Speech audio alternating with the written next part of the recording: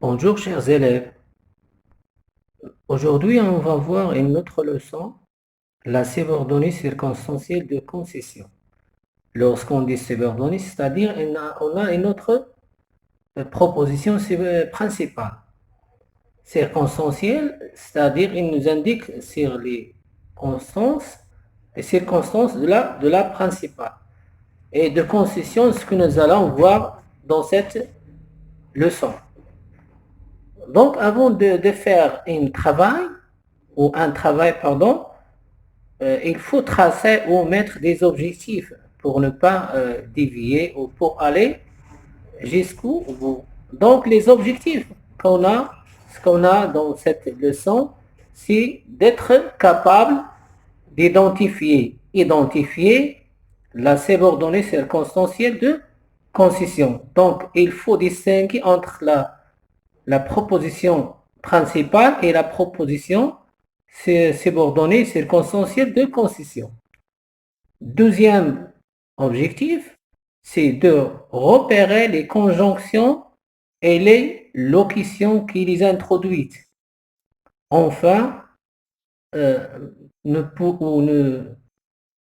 faut être capable de distinguer les subordonnants qui entraînent le subjonctif comme mode et aussi ceux qui entraînent l'indicatif. Donc, on a des conjonctions de coordination, les uns qui entraînent subjonctif, on utilise, le mode subjonctif, et il y a d'autres, on utilise le mode indicatif, bien sûr. Donc, on va voir un support sous forme des phrases. La première phrase, bien que Kamel soit fatigué, il continue à travailler. Donc, comme vous le voyez ici, on a deux propositions contradictoires. Oui, on a deux propositions contradictoires. La première, c'est Kamel fatigué, il est fatigué. Deuxième, il continue à travailler.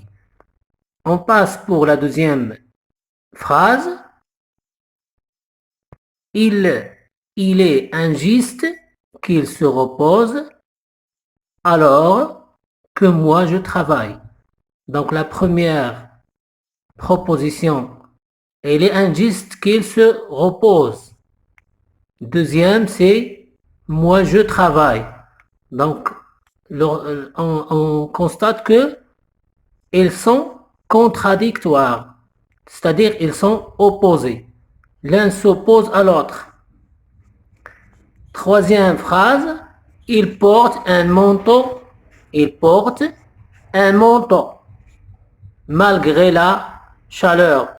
Donc ici on a une contradictoire entre quelqu'un qui porte un manteau et on a la chaleur, c'est-à-dire l'été.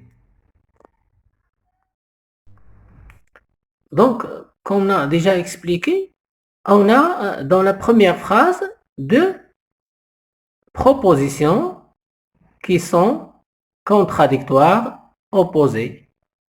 Donc, on peut dire que la subordonnée circonstancielle de concession exprime une contradiction entre deux faits dépend l'un de l'autre. Donc, on a deux faits, c'est-à-dire Kamel ici est fatigué, même s'il est fatigué, il continue à travailler. Donc, on a deux faits ici contradictoires, l'un dépend de l'autre. Donc, on dit qu'il y a une principale et une autre proposition subordonnée qui exprime la concession. Bien sûr, on a relevé des moyens pour exprimer la subordonnée circonstancielle de concession. Donc, on a bien que et quoique. Donc, ces deux éléments, on utilise ici le mode subjonctif. Par exemple, Nous irons nous promener quoi qu'il pleuve. Donc, on va se promener quoi qu'il pleuve. Malgré il y a la pluie, on sort pour se promener, pardon.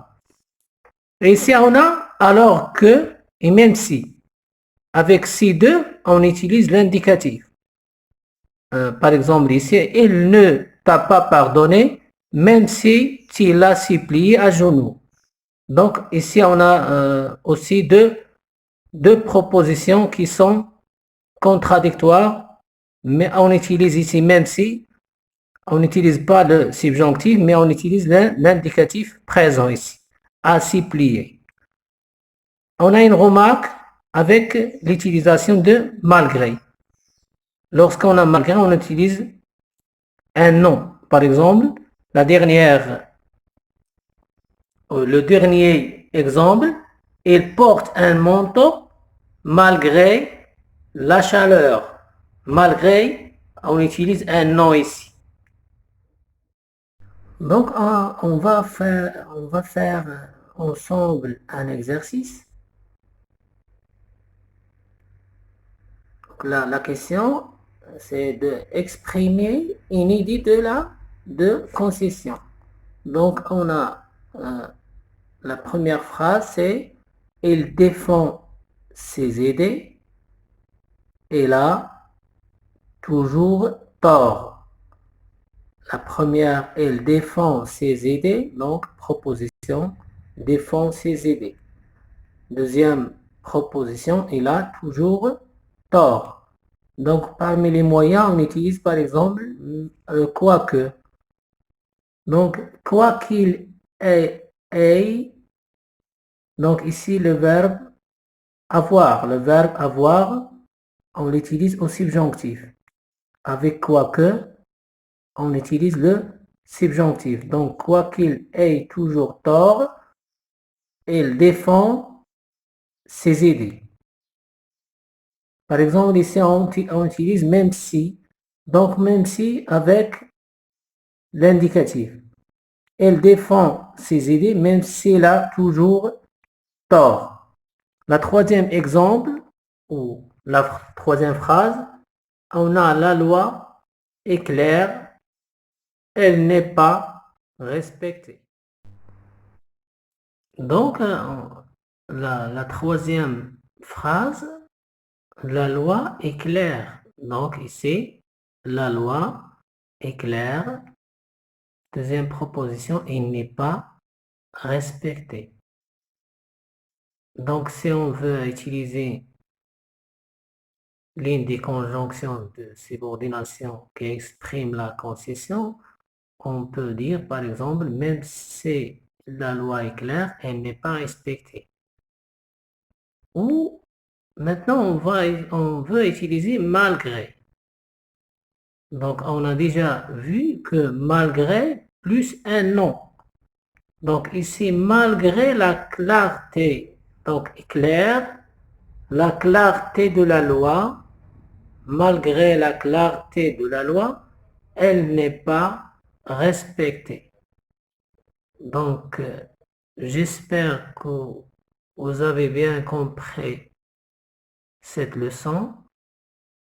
Je vous propose des exercices et à la prochaine vidéo.